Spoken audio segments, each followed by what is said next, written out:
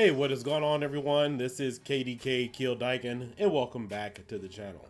In today's video review, we're going to talk a little bit about the Synology NAS.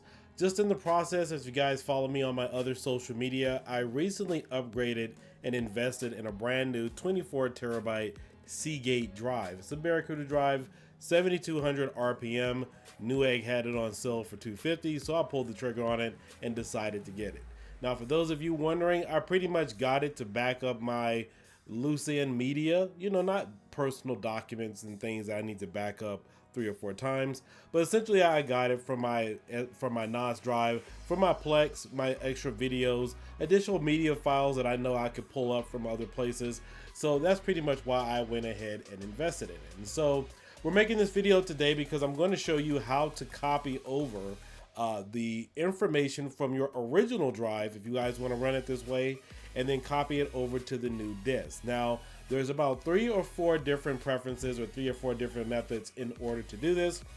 I'm going to show you one of the quick and easy ways to do this in this video because I do not spend a lot of time on my Synology NAS. I just copy and paste a lot of photos over, and that way use it in the house to watch videos. But it's not as straightforward and easy as just plugging it into your regular desktop PC and hitting copy and paste or moving things over using File Explorer.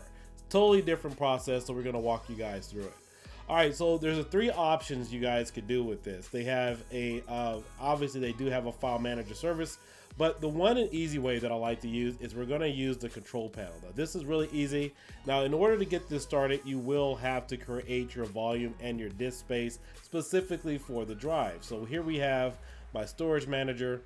Once you go here, we're not going to actually mess with this too much. And then you have a couple of options running here in the background. You guys can see I currently have everything transferring over right now. It's in the process of doing that. This is going to take about a day or so to transfer all of my videos over on my Plex server so I could transfer to the new 24 terabyte drive. The original disk space here on this drive was approximately 8 terabytes. I only had about 647 megabytes left available. I have a lot of work on there, ROMs, media files, and other things, and so I'm going to use the new 8 terabyte drive and put it into my Ubiquity Dream Machine. Didn't feel like buying a separate drive for that, so I said, hey, you know what? I'll buy the 24 terabyte from my other NAS, use that for backup. I'm not going to put it in my PC. Take the 8 terabyte that I was using for that, and then I'll just put that into the NVR, so I didn't have to spend the additional money for a specific NVR drive. So what you will have to do first is when you do insert your new HD drive, you will have to create a storage pool for it. I'm not going to walk you guys through most of that, but once you go here, you just hit create. You want to create a volume, and then you'll select the disk that you want to use. As you can see here, this is the original disk that I've been using here for the past 5 years or so. It has 6.4 terabytes that is currently transferring over. It's going to be a slow, painstakingly process. And then over here we have the new 24 terabyte drive down here. But as you guys can see, some of the folders that I do have right now are in the process of transferring over. So what we're going to do is we've already closed out those apps. We're going to go back to our control panel. We're simply going to right click. I think this is already transferred over. We're going to go ahead and right click. I think this doesn't have anything in it. We're just going to hit edit. It's going to give us an option. Now, if I was using a program, so for example, I have Plex. I also have my music folder. You will be required to turn off the programs in the background that are associated with these folders in order to transfer them over. So for example, let's just pull up the music file, and I've already done this. I had to stop Audio Station. So Audio Station had stopped running, is actually turned off. I had to turn it off, and if I want to run it again, I could run it again. But I had to turn it off because it's always constantly running if I want to play my music. And again, I personally use my NAS unit so I can watch it on my TV, listen to music, other videos in the house, other computers in the house. Again, this is our one central location. So you will need to turn off the corresponding application that is associated with whatever folder. Now, the good thing is this program, when you get ready to do it, it will tell you which application is assigned to one of these folders, so that way you can go ahead and turn it off. For example, Plex, I had to turn the Plex application off. I think that goes without being said. So I had to turn it off. You would just go to this option here, and then of course it will, hey, stop running, and then of course you just turn it off. Over here for Audio Station, this was associated with my music file. I already transferred it over, turned it off. I could probably turn it back on now, so let's go ahead and do that. And then it'll automatically associate with that music folder, which is now moved over to my 22 or 24 terabyte drive. So again, we have this little program here. Let's go ahead and then move this one over.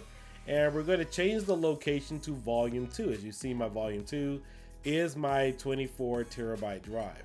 Now I know this thing doesn't really make any sense. I know it kind of wants to do like a copy and paste option. That would have been the best thing to do. But it doesn't work that way when you have one of these servers. And so I personally don't like to go with a RAID. That's my personal thing, because when I buy my drives, I need to use it for the actual space. I don't need to make up a bunch of backup copies for important documents. I have another separate method for that. All right, so we have volume 2, and we're just gonna hit save. Now I can't remember if there's any files in this. I don't even think I use this folder for anything. I think it's just something by defaulted. So this should just be a very quick process if there's hardly any files in here. I can tell you right now, the Plex server is probably gonna take a full day for everything to fully transfer over, as you can see. All right, so the Minium server cannot be moved. It says some package data are stored in a share folder you want to remove. Stop the following packages first. Minim server. So let's go ahead and go back there. Let's go ahead and find it. And this is what I was talking about earlier. Let's go ahead and turn this off.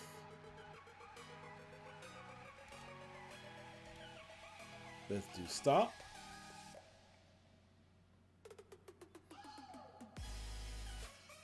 And once the program stops here, it only takes a quick second. We'll go back to the command prompt and we will go ahead and transfer that over. Let's go ahead and stop it. We're going to go ahead and confirm. And then once we're done transferring it, of course, we can turn it back on just like the audio program.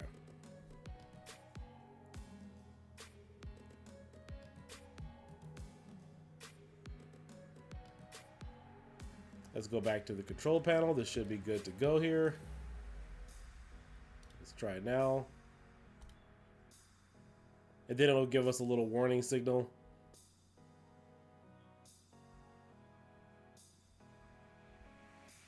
Okay, I guess it's still waiting for it to turn off. It's still loading, so we'll just sit here and wait for a second.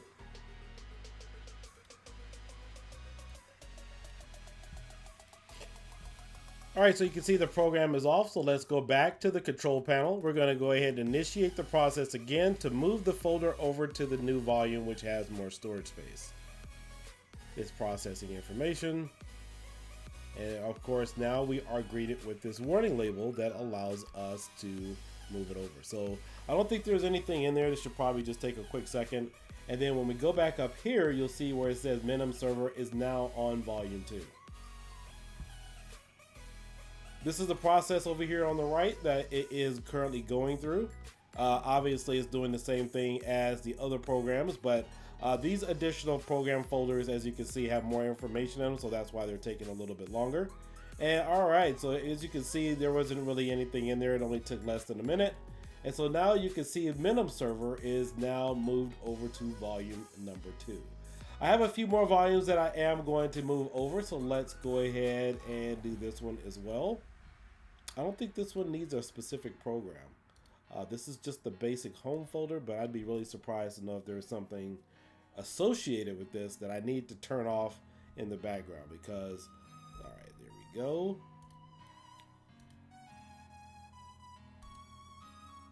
I do have a lot of my media in here. As you guys know, I'm an Adobe After Effects artist.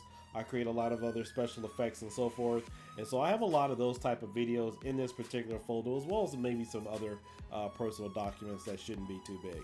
But again, this is just a simple process, and I just wanted to make this quick video for all of you who may have questions about it, who really don't spend too much time in it.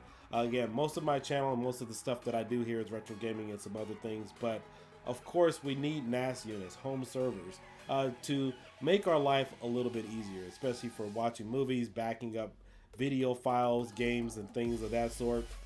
So at some point in time, especially for a lot of you who may have subscribed to the channel, who may be considering getting a NAS unit or starting a home lab, this is one of the essential skills that you will need to have to manage your home networking once you start backing up things in your home. In fact, most people now, they're kind of going away from the whole cloud-based thing, and they're starting to service things themselves amongst their own residences. But other than that, if you guys have any additional questions, I will be, just message me. I have Facebook group, Kill Dyken Hobbies. If you also want to support the channel, I also have a Patreon, or you can feel free to leave a donation here on YouTube. But again, like and subscribe. I also have additional social medias that are out there, Instagram and TikTok or so forth. But my main reference point, if you guys are trying to reach me, is either Facebook or YouTube. But this kind of device comes in handy. This is the Synology NAS. Don't remember the specific model number on it. I did make a video on it a few years ago, but I am in the process of upgrading to a micro server as well as an additional server here in the home that I will be doing some additional projects on. So if you guys found this beneficial, please let me know in the comment section below. I will catch you guys later. You guys all have a great day. Peace out and keep on gaming. Later.